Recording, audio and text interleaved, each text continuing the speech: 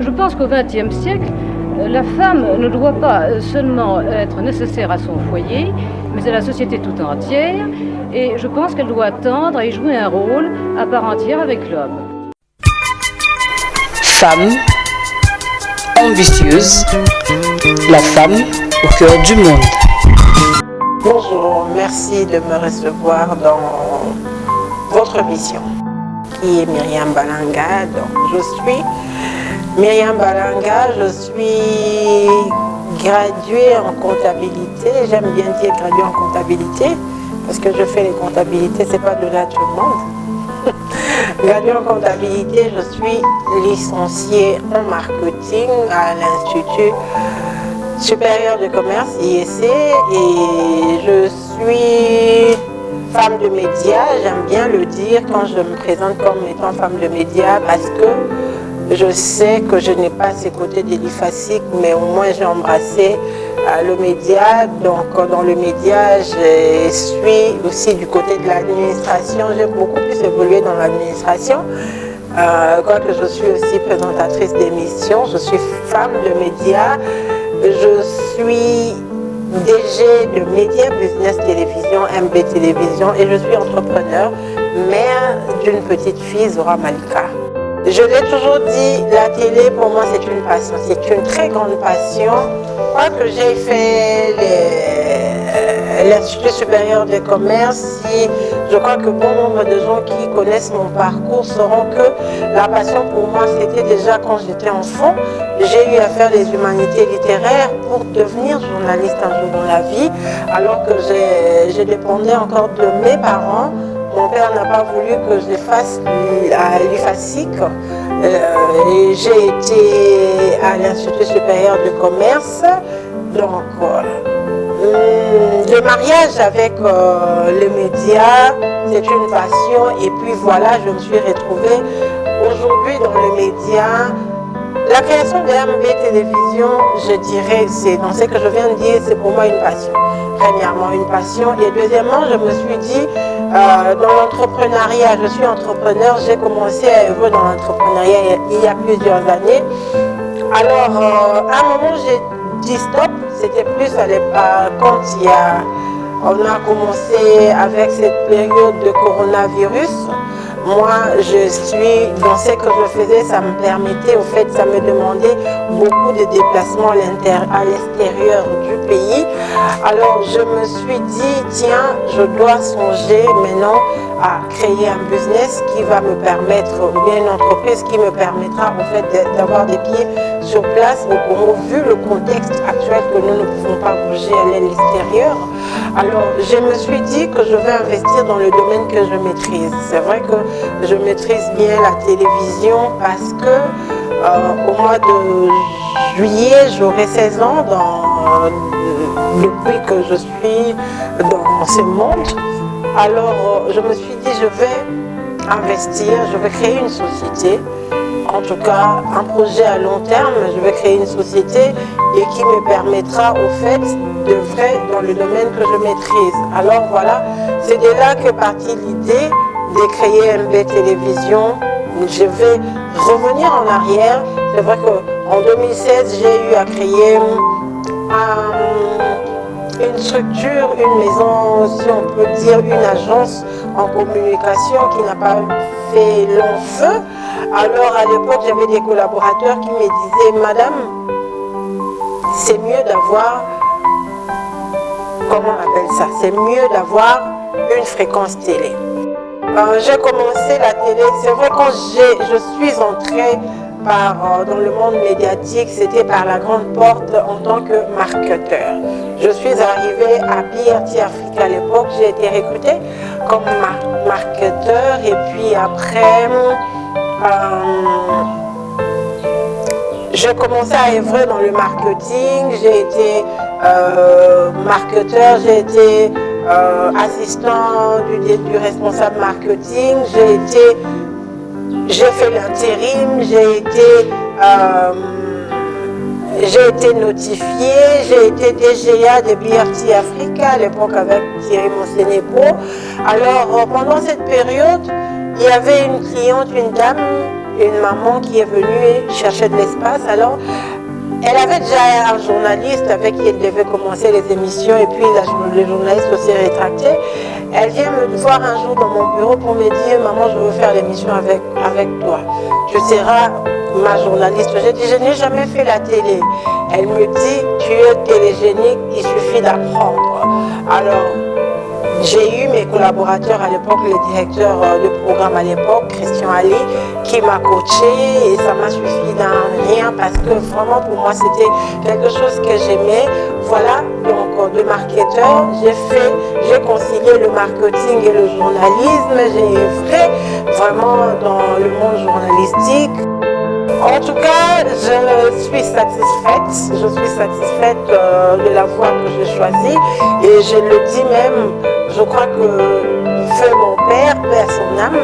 Alors, il a voulu que je puisse faire les finances. Aujourd'hui, j'ai concilié chef d'entreprise et journaliste. Je crois que j'ai aussi donné... j'ai fait la volonté de mon père et la mienne aussi. J'ai concilié le deux. Je n'ai pas raté au fait mon parcours ou bien mon lancement, m'a lancé si je peux le dire. Je ne l'ai pas raté. Je suis satisfaite de ma vie. Je suis satisfaite de ce que je fais tous les jours. Déjà, être femme, c'est pas facile. Tous les jours, on fait face à beaucoup de problèmes. Nous sommes dans une société où la femme doit mériter au fait ce qu'elle doit avoir. Nous sommes dans une société qui prône la méritocratie et vous savez, ce n'est pas facile de fois quand vous entreprenez en tant qu'entrepreneur femme, ce n'est pas facile. Il y a quand même, on va le dire jusqu'aujourd'hui, des discriminations. Il y a des choses que les hommes croient que vous n'êtes pas capable de faire, on le voit. Il y a ceux-là, peut-être qui ne donnent pas crédit aussi aux femmes par rapport à ce qu'elles entreprennent. La création des sociétés en RDC, c'est difficile. Aujourd'hui, dans le contexte avec lequel nous sommes en train d'évoluer dans le monde médiatique, c'est difficile. Nous sommes mélangés, il y a du méli-mélo avec, comme on dit, la multiplicité de chaînes aujourd'hui de télévision. Vous êtes vraiment, on ne donne plus de crédit à ceux-là qui font, quand je parle de crédit, ça veut dire la considération. On mélange tout le monde, on mélange toutes les structures. Vraiment, c'est difficile aujourd'hui. Nous sommes dans un monde de challenge aujourd'hui où on doit vraiment être très fort pour savoir résister. C'est la difficulté en fait à laquelle nous faisons face tous les jours. On a tous été à l'école, on a eu cette chance que ce soit les hommes et les femmes d'être à l'école. Alors aujourd'hui, dire que les hommes ont le monopole de la réussite, c'est faux. Et vous voyez même dans les entreprises, c'est vrai que les hommes s'organisent bien aussi, là je dois le reconnaître, mais les femmes, là où les femmes sont, elles savent comment organiser les choses. On va voir même dans la réussite d'une femme, en fait, n'est pas monopolisée. La réussite d'une femme, c'est aussi même par rapport à son équipe, par rapport à son staff. Donc je dirais que la réussite aujourd'hui ne dépend ni de la femme ni de l'homme, mais la réussite au fait, c'est quelque chose qui peut être attribué à quelqu'un qui travaille durement, qui vraiment se donne à son travail, qui a le souci de voir son travail aller de l'avant. Et la réussite au fait appartient à tout le monde. La parité en RDC, je le dirais, elle n'est pas encore respectée. Elle n'est pas encore respectée parce que même le président actuel, il a parlé. On sait voir qu'il y a quand même une place considérable de la femme au sein de la société congolaise, mais il y a encore un gros travail à faire. Et je dirais, primo, peut-être aussi, c'est que la femme n'arrive pas à connaître sa valeur, le rôle qu'elle peut jouer au fait au sein de la société. C'est un blocage aussi, parce qu'on doit mettre la femme qui sait, qui reconnaît sa valeur, qui travaille pour cette valeur-là. Secondo, si je peux le dire, aujourd'hui, nous sommes dans une société où les efforts de la femme sont un peu minimisés parce qu'on sait voir même dans des sociétés étatiques, on sait plus donner crédit à l'homme, on sait valoriser plus le travail de l'homme. On va dire peut-être dans tel poste, on ne sait pas mettre la femme parce que la femme, elle va tomber enceinte, elle va aller en congé de maternité. Pour avoir, par exemple, à se déplacer, il faut l'aval de son mari. En fait, toutes ces conditions, tous ces aspects jouent au fait pour l'épanouissement de la femme. Alors que la femme elle-même doit donner plutôt du tonus par rapport à ce qu'elle est en train de faire. Voilà. Vous savez, dans le monde de l'entrepreneuriat, il faut être ambitieux. Ça, c'est la clé. Au fait, c'est parmi les clés. Il faut être ambitieux. Vous ne pouvez pas entreprendre sans pour autant être ambitieux, non? Non, parce que c'est l'ambition, en fait, c'est la motivation qui vous permettra, au fait, de chercher toujours à vous perfectionner. Quand vous n'êtes pas ambitieux ou ambitieuse, ça ne sert à rien d'entreprendre. Ce n'est pas, vous l'avez dit, ce n'est pas une obsession, mais c'est une volonté de vouloir, de chercher la réussite, d'atteindre la réussite, d'atteindre, au fait, ses objectifs. Être ambitieux, ça doit être le cheval de bataille, au fait, de toute personne qui entreprend dans sa vie. Voilà. En tout cas, je sais faire la part de choses. Je sais faire la part de choses. Déjà, dans ma vie de mère, j'ai un enfant vraiment qui me rend la tâche facile, qui me comprend, qui sait, au fait, qui sait mon travail. Je sais lui accorder le temps qu'il faut, je sais la suivre, c'est une fille, je suis en permanence, en tout cas dans sa vie de tous les jours, chaque pas, je suis avec elle, je la conseille, je suis sa conseillère, je suis son amie intime, s'il faut le dire. J'ai dû créer au fait cette relation d'amitié, au fait plus que la relation de mère et fille.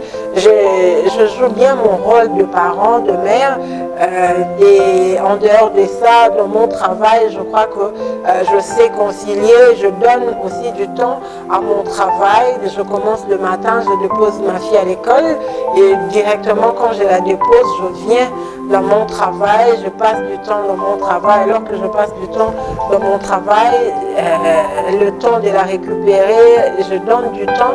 Au fait, je lui fais...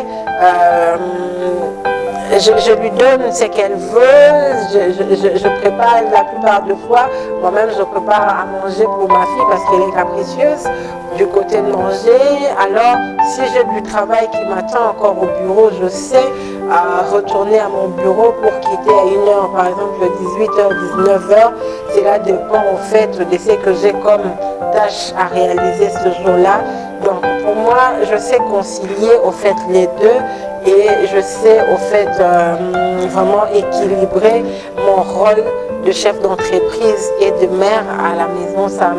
C'est pour moi un plaisir au fait de faire le deux. Je ne me lasse pas au fait. Je suis parmi les premières personnes à arriver au bureau. Ça, il n'y a personne qui va me le contredire. Et si j'arrive tard au bureau, c'est que j'avais de rendez-vous en dehors du bureau et je commence par là parce que mon bureau, c'est quand même en retrait de la ville. Il faut le dire, quand je dépose l'enfant à l'école, je commence avec mes rendez-vous. Mais en tout cas, je suis parmi les premières à arriver au bureau. Je ne commande pas au loin parce que mes collaborateurs le savent que je suis vraiment quelqu'un de rigoureux, j'aime le travail bien accompli et moi je ne sais pas au fait voir des choses, être surprise, avoir des choses déjà passées et je n'ai pas vu les déroulements. Ça c'est pas moi. C'est un bon concept et c'est vrai que c'est créé pour cette période du mois de la femme. Mais j'aimerais bien, je sais que je vais dire soit bon vent, long feu, en tout cas. C'est créé par rapport à cette période mettre la femme en exergue pendant cette période du mois de mars, mais j'aimerais aussi que ça puisse continuer pour permettre aux gens qui vont commencer à regarder cette émission d'avoir des femmes comme modèle. De se dire en tant que femme, des femmes qui vont commencer à regarder cette émission, si telle a pu réussir, si telle a pu y arriver, si cette femme a réussi, ça veut dire que moi aussi je peux réussir. Alors l'ambition, un conseil pour l'émission peut-être, c'est quand on parle de femmes ambitieuses, c'est pas seulement cette femme qui est au bureau, c'est pas seulement cette femme, je ne sais pas, chef d'entreprise, avocate ou je ne sais pas, docteur, mais cette femme maraîchère, cette femme au fait qui est couturière, cette femme qui sait faire des tresses, cette femme, toute femme au fait qui sait au fait donner de la valeur à sa vie, une plus-value par rapport à ce qu'elle fait, c'est une femme ambitieuse. Donc allez-y vers toutes ces femmes-là. C'est moi qui vous remercie.